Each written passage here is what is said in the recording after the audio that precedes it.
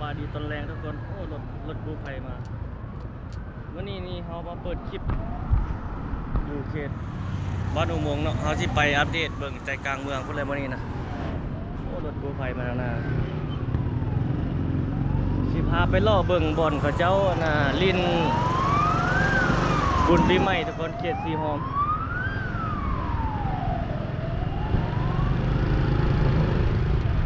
แต่ละปีเพิ่นก็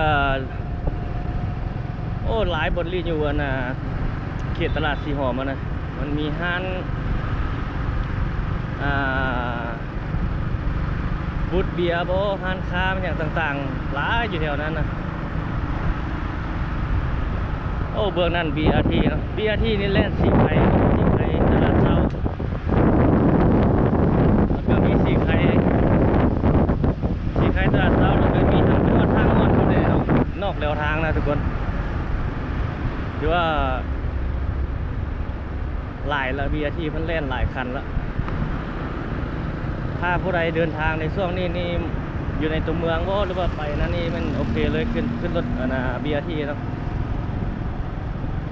จะมาตลอดพื้นหนึ่งมานะบ่ได้โดน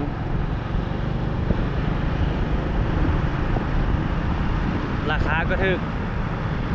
นี่แหละคือมันเป็นสีสันใหม่ของเมืองเวียงจันทน์เฮาการพัฒนาอย่างต่างๆมีBRTแล่นตามทางแบบนี้นะ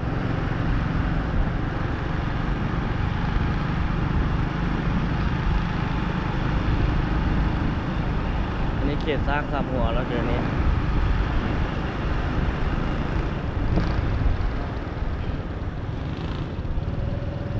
ตอนนี้ประมาณ5 โมงแรงทุกคนวันนี้เป็นวันที่10เนาะวันที่10เดือน4 2026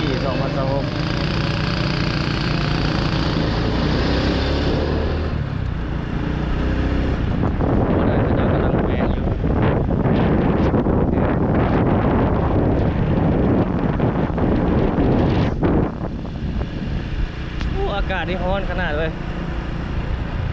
คือซิมไม่นี่เนี่ยเขาจะเอาเบียร์ไปส่งเบียร์เป๊ปซี่ไกด์บุญนี่คนดื่มคนกินคนลิ้นคนม่วนหลายแล้ว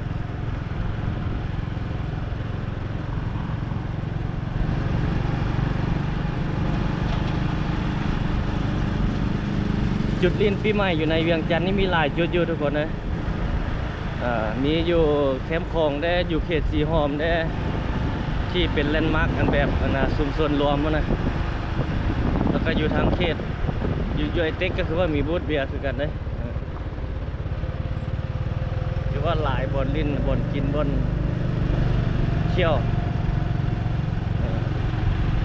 เขาว่าเป็นจุดชุมชนเนาะที่มันเป็นแบบสาธารณะนะจะมีอยู่เขตแคมป์คลองมีเขตสีหอม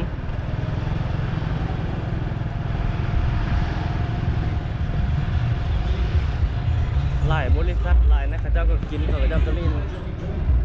บริษัทห้างเขาเจ้านะ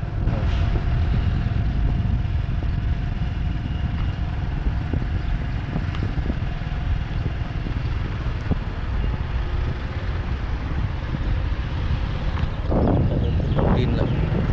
ยามแรงเข้าไปเขตสีหอม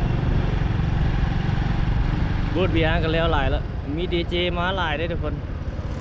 ดีเจลาวดีเจไทยดีเจจีนดีเจรัสเซียก็มีเดี๋ยวเขาจะเอามาให้ทุกท่านได้เบิ่งเกาหลีก็มีอันดีเจเพิ่นเอามาเสียบมือบนนะดีเจระดับคนระดับประเทศของแต่ละของบรรดาประเทศที่เขาว่ามาเลยเดี๋ยวเขาจะเอารายละเอียดขึ้นมาให้เบิ่งเนาะ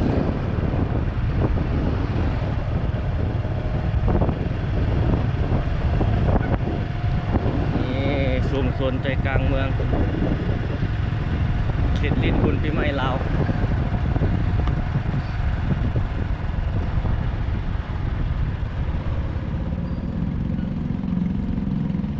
ไปก็ได้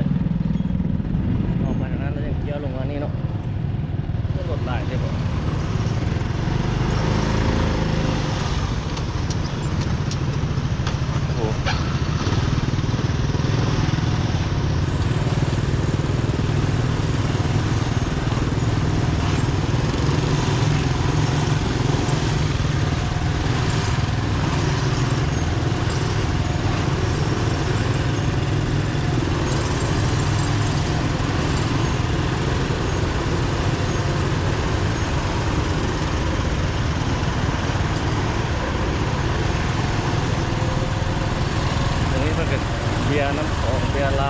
เอาอันนี้มาตั้งไว้แบบนั้นเลยในข้างหน้า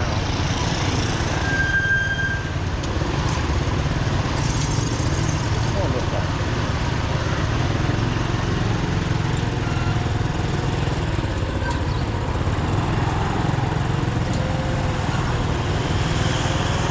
นี่เขตนี้เลยมันเต็มเลยบอนลินบูธเบียร์บูธเบียร์บูธอย่างเนาะทางแถวทางหน้าเฮาเอง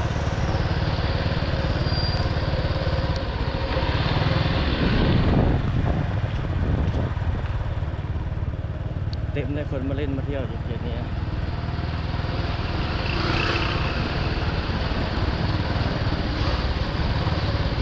โอ้คนหลายอ่ะเต็มเลยเรียนคิวเดียว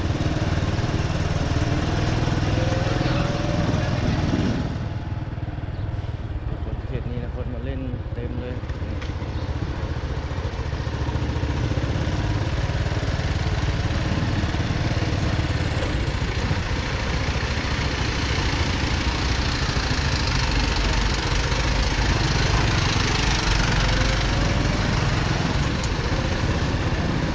ซื้อของอยู่ของกินอยู่เขตนี้มันหลายหอดมือนั่นมาละรูบุญนะ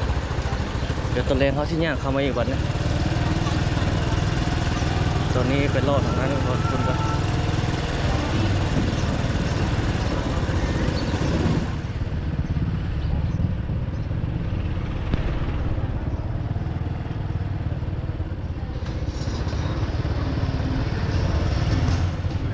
จะเริ่มขึ้นเลยบริษัท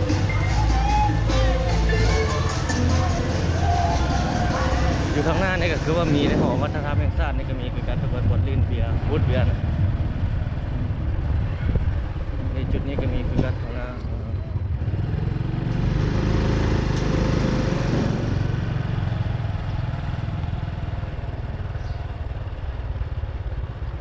นี่เบียร์น้ำของอยู่นี่เลยโอ้ยใหญ่เลยฮะตัดกาดาวอยู่โอ้อันนี้บูธขายเครื่องข้างในฮะโอ้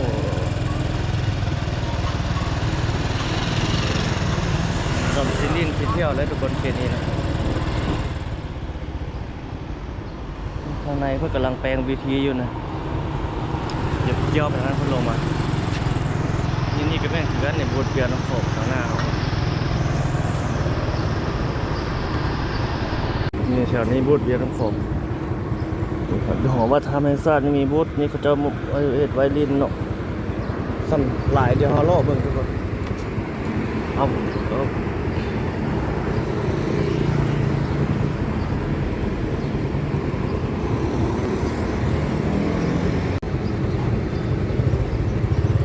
รอบข้างหน้าต่อไปเลย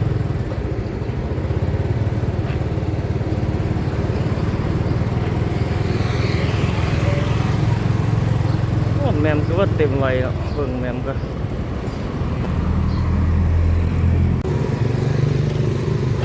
โอเคได้แล้วบัดนี้เมื่อกี้นี่แมมเต็มนี่จุดนี้กันเนี่ยเบียร์บูธเบียร์น้ำของแล้วหลายเส้นนี้มันเต็มแล้วเลยคนกระจายมันดิ้นพาลอกเกี้ยวบ้างโอ้โฆษณาอยู่ตรงปลายน้ำของ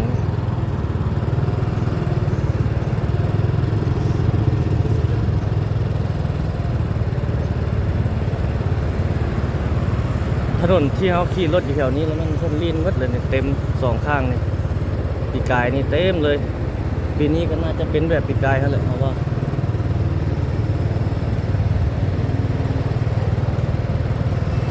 จุดนี้เป็นจุดเล่นมากจุดลื่นเดี๋ยวเขาจะข้ามเข้าไปทางนั้นนิดนึง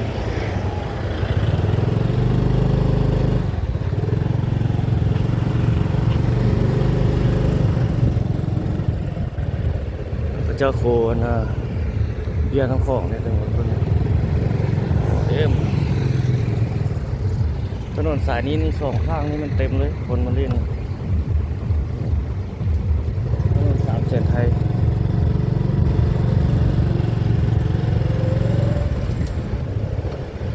แล้ววันนี้เขาจะพาไปเบิ่งกันนะถนนนะ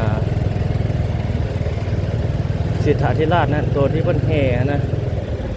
เพิ่นแห่นะ พระเจ้านะเจ้าหลักเมือง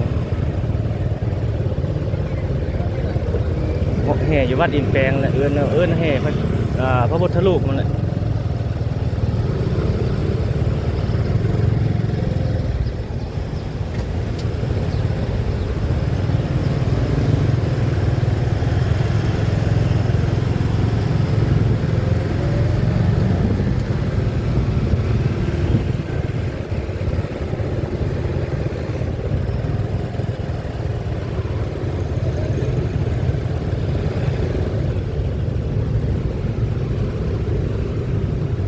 ตัน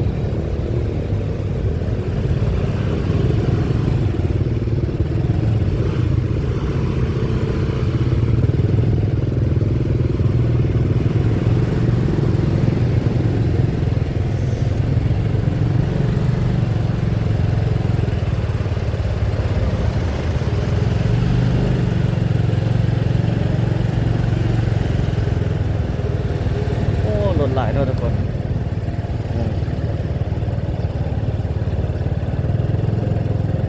ทางนั้นก็มีเขาเจ้าเรือน้ำของนี่มาแหงหลายเห็นป้ายโฆษณาอยู่หลายบ่อนเลยบางห้านเอาไปนั่งกินนี่แพงก่อนนะ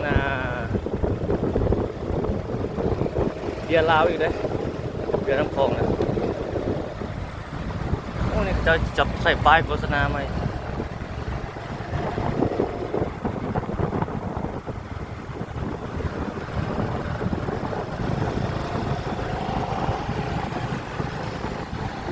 เที่ยวออกมานี่เข้าไปทางถนนเข้าไปทางถนนร้านเศรษฐาธิราช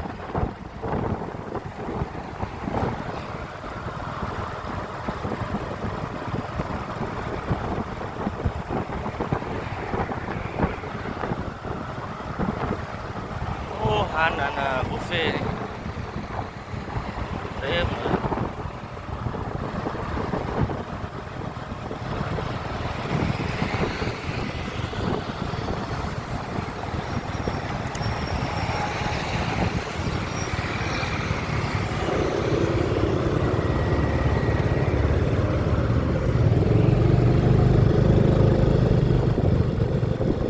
เขาจะไปหน้าวัดอินแปลงแล้วลงไปทางวัดดงเตื้อเนาะ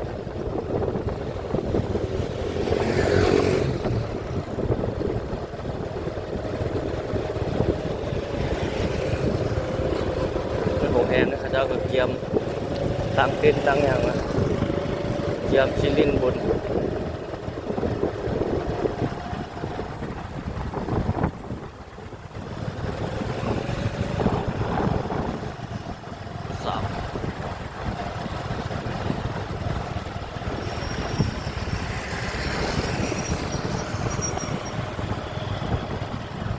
ซิแลนซื้อข้างหน้านี่บนคนแห่เขาเคยมาถ่ายปีก่อนเนาะปีกายนี่เพิ่นได้งดปีกายนี่เพิ่นงดกันนี่กำลังแปลงทางได้ปีกายนี่ชุมชนเขตเมืองจันทบุรีนี่เลยเป็นจุดที่คนลิ้นลายเลยทุกคนสงกรานต์นะกลางคืนส่วนลายนะมันสวยเพิ่นจะแห่ตัวนี้เลยหน้าวัดอินแปลงนี่ทุกคนก็ลงไปขึ้นไปทางหน้าเขา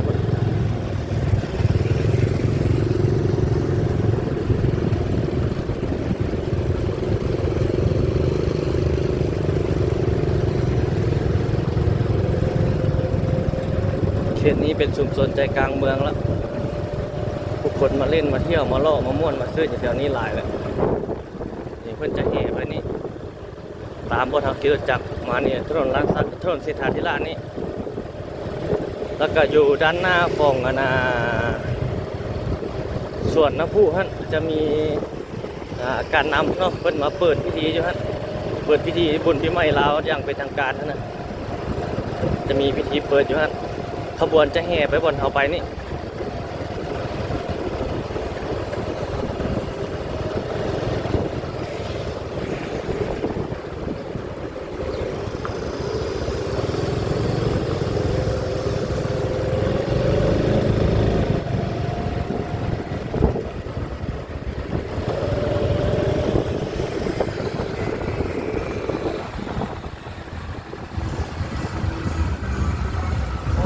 มีบูธเรืออยู่นี่เอ้ยข้างหลังเขาบูธของโรงแรมเขาเจ้าอันนี้เขาเจ้าลิ้นเลยคนลิ้นก็ลิ้นแล้วเนาะ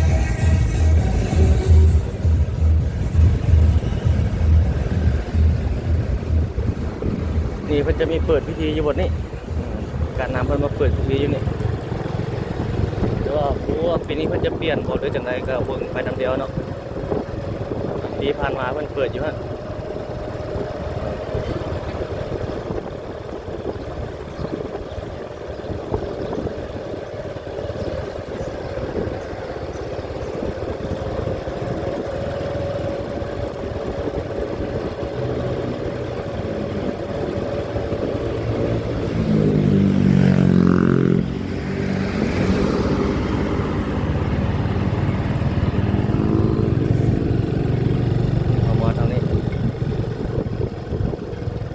จอดนี่แป๊บนึงก็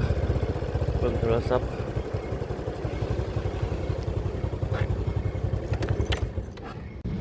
โอเค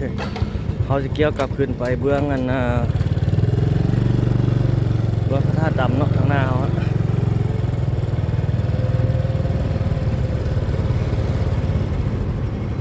โอ้ไฟแดงทางนี้โดดมา40 บาท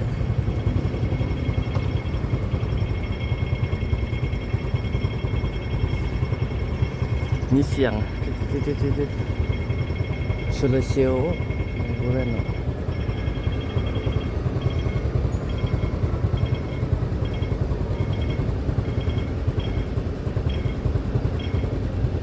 ต้นไม้นี้โอ้น่าจะหลายปีเลยต้นไม้ทุกคนต้นหอมงัวต้นอย่างบ่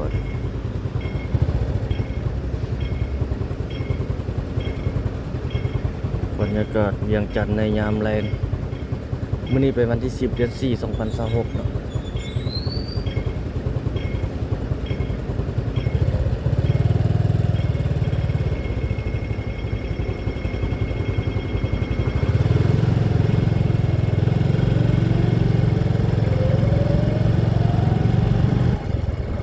โอ้ต้นคูนนี่เรื่องงามเลย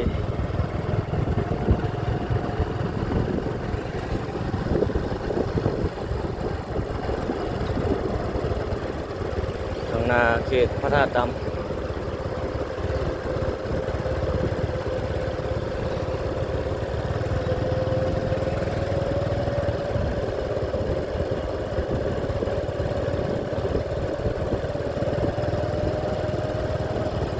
บ่อนที่บ่อนลิ้นบ่อนเที่ยวหลายทุกคนในเมืองโอ้นี่คนเอา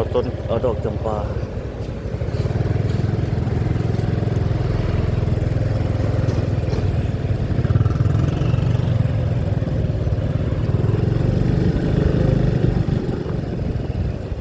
เป็นพระธาตุดำทางนั้น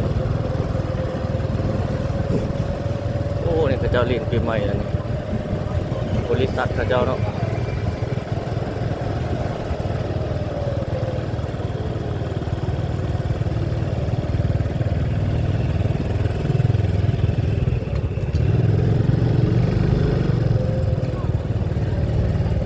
จุดอันนี้เป็นห้างกาแฟ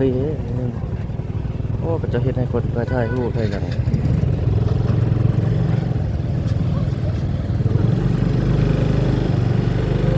น่าจะเข้าไปกินกาแฟฮะ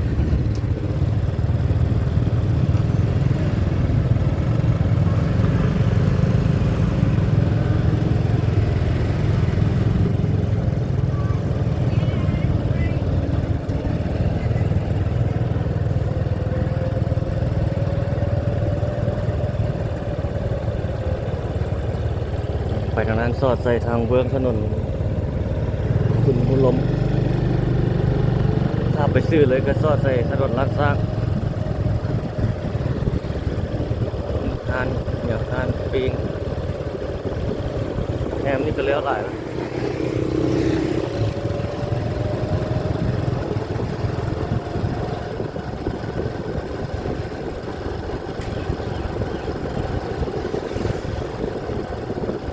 โอ้รถต่ำเดียวทุกคนยุบเลยต่ำกับคันใดนี่ต่ำกับคันนั้น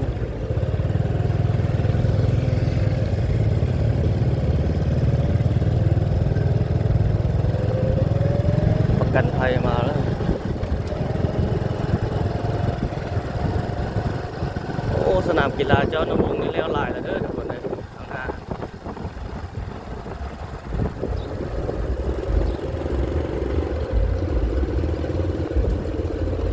เด้ข้างหน้า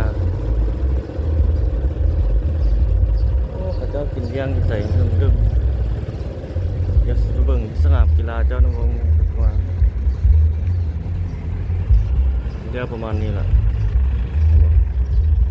ตอนนี้ก็มีบูธเบียร์คือกันจะน้อยที่ไปเบิ่งทุกคนเท่าที่ไปเบิ่งกันด้านเบิ่งหอคำนี่ก่อน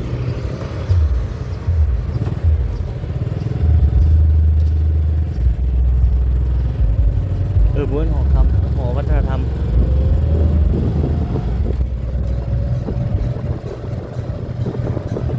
เริ่มกินเลี้ยงกินอย่างไรห้องเก่าห้องการพระเจ้า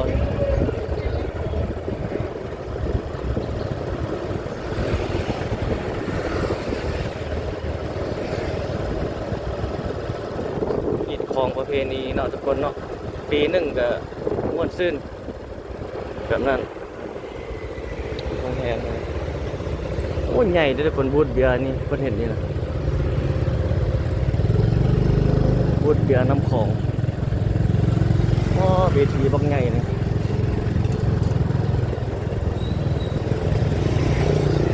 ทางนี้เป็นบูธเบียร์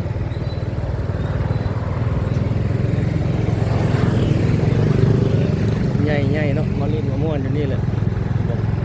บูธเบียร์น้ำของเงินบ่โอ้ไฮนิเก้นเนาะ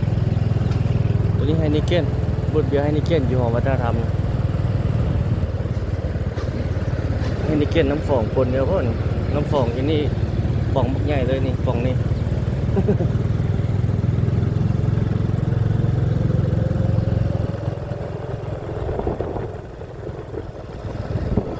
ดอกคูณงามพอดีล่อใส่จุดใดก็มีแต่ดอกคูณที่สนามกีฬาเจ้าหนูวงได้แล้วหลายเปอร์เซ็นต์ละสืบหน้าโอ้หลายไงเนาะ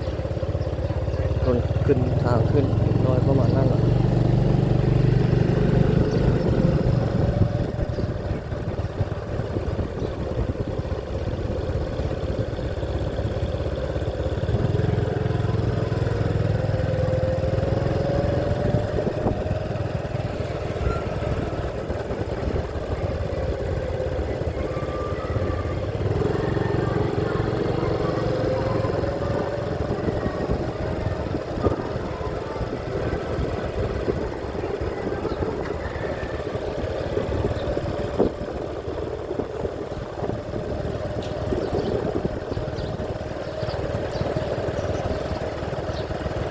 เขตบ้านอนุ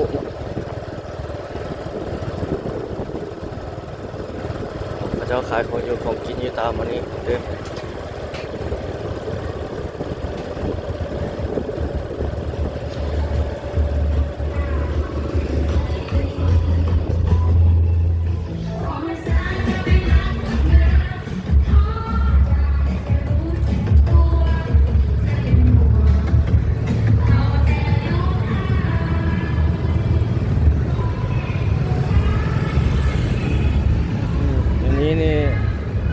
ล่องลงนี่ได้อย่างเดียวบัดนี้แต่ก่อนนี่เขาลูกทางนั้นมาได้แต่ยามนี้มันมาพอได้มีที่ลงอย่างเดียวเนาะนี่เข้าไปทางนี้จะไปทางเบื้องนะ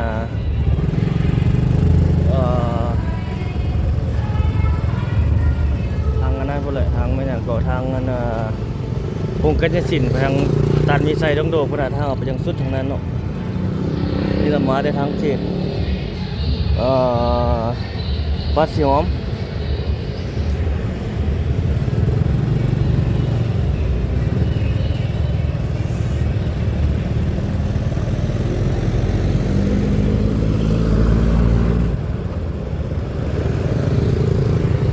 เห็ดใหม่ได้ทางนา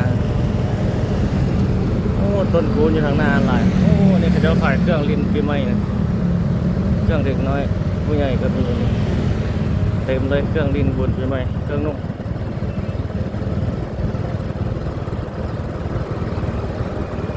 เครื่องเด็กน้อย เด็กน้อยผู้ใหญ่มีหมดเนาะ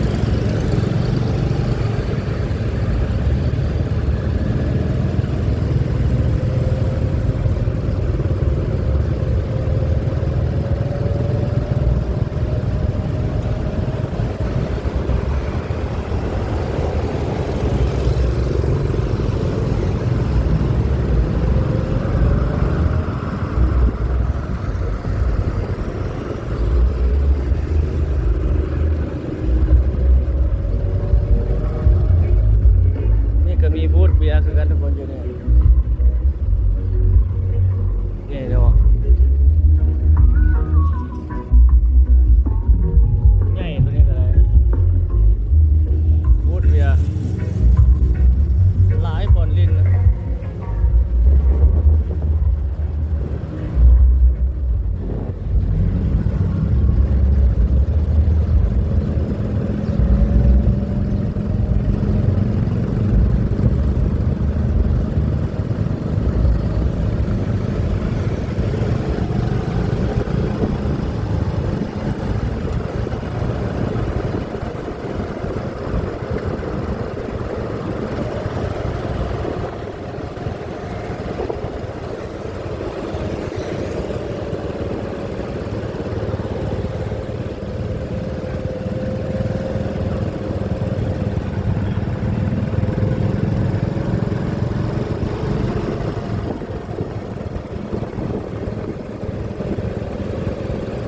เวียงจันทน์ในช่วงบุญใกล้บุญสงกรานต์เนาะใกล้บุญปีใหม่ลาว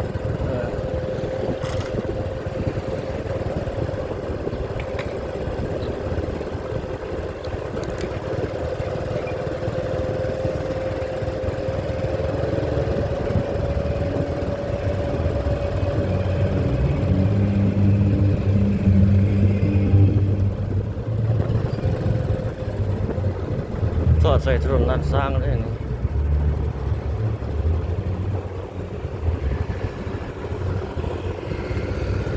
ดูนั่นปิดนี่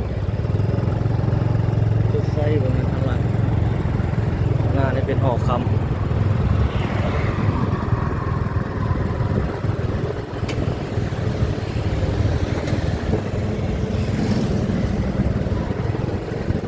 ในนี่ตลาดจีนไหนเนี่ยตลาดจีนมาให้เป็นบูธขายอาหารนะเราที่เข้าไปเบื้องเบื้องถนนภูเวียงเป็นจังได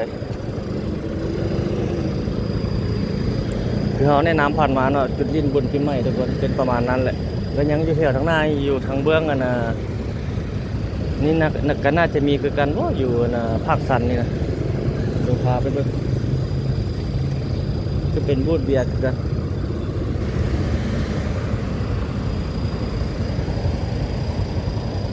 เดี๋ยวซ้ายเข้านะถนนภูเวียง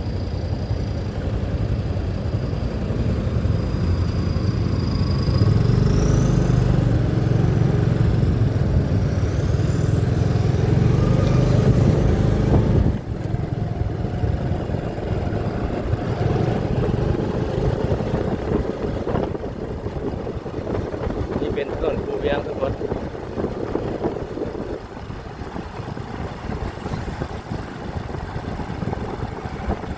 อยู่หน้าภาคสันอยู่หน้าสุดกันค้าเวียงจันทน์เซ็นเตอร์ก็คือว่าเพิ่นกันแต่ละปีคือว่ามีเดี๋ยวไปเบิ่งเนาะ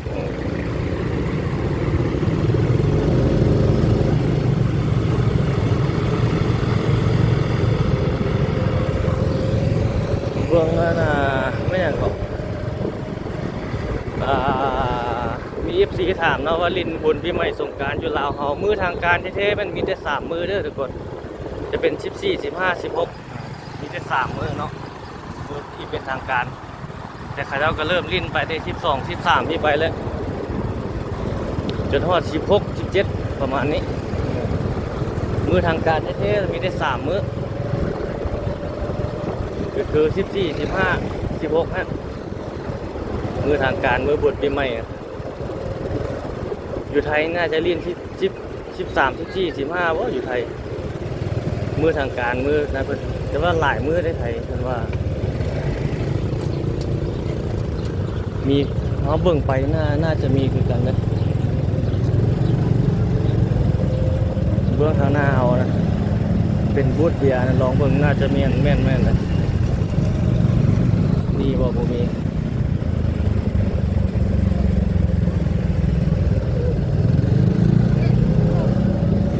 รถหลายเนาะนี่เป็นถนนกูเบียงเด้อทุกคน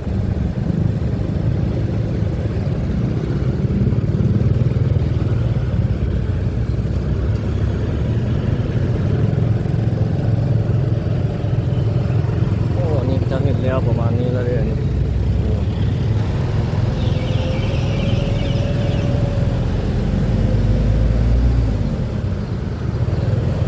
บูธเบียร์อยู่นี่น่าจะมีอยู่ทางหลังก็บ่แน่ใจคือกันทางหน้านี่แท้บ่มี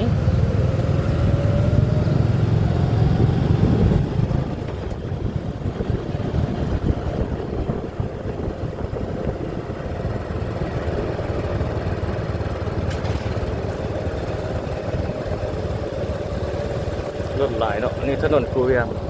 เขตศูนย์การค้าภาคสันเขตบ้านสีเมืองนี่จนกับเมืองศรีสัตนานเนาะ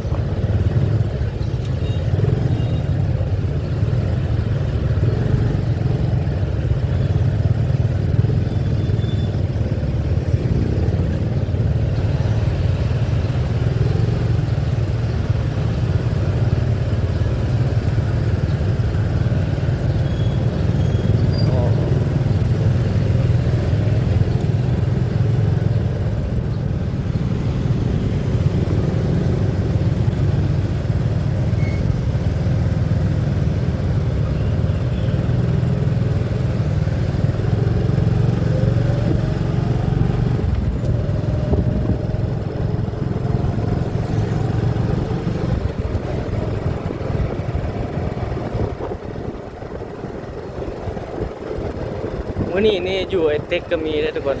อยู่ไอเต็กก็มีบูธคือกันโอ้ผู้สาวน้อยอยู่ไอเต็กก็มีคือกันบูธเบียร์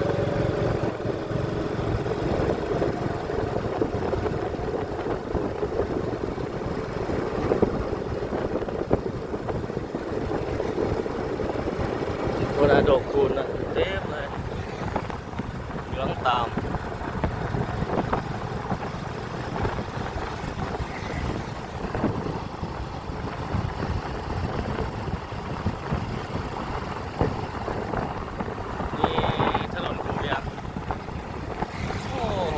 นี่เดี๋ยวหลายตึกอาคารคนนี้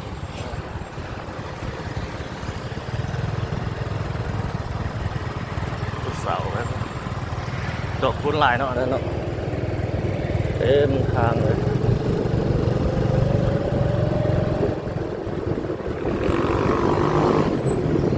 อันนี้เป็นถนนนะทุกคนนี่นะถนนดงปลาน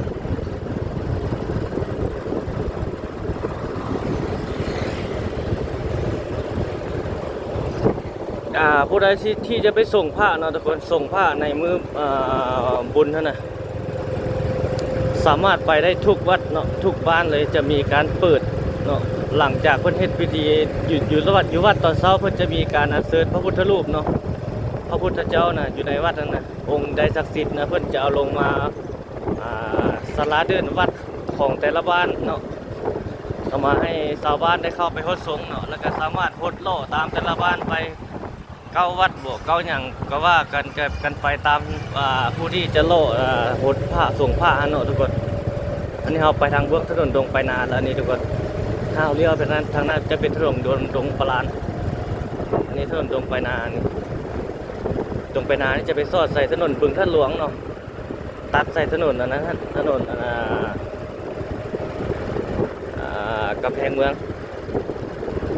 เขาสิไปทางไอเต็กว่าเลยดิเดี๋ยวว่าเขาสิไปปิดคลิปแถวทางหน้านี่ก่อนอีกไปอีกนิดนึงเขาก็สิปิดคลิปแล้วเขาสิเปิดคลิปใหม่ เป็น2 คลิปเนาะ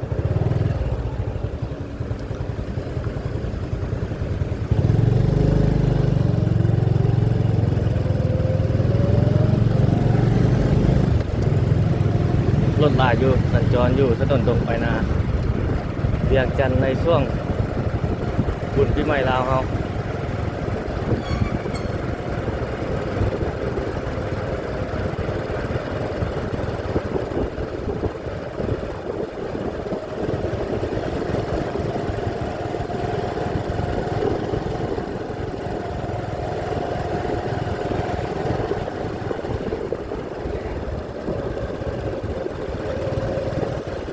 เขาสิปิดคลิปอยู่แถวนี้แหละเดี๋ยวผมจอดรถก่อน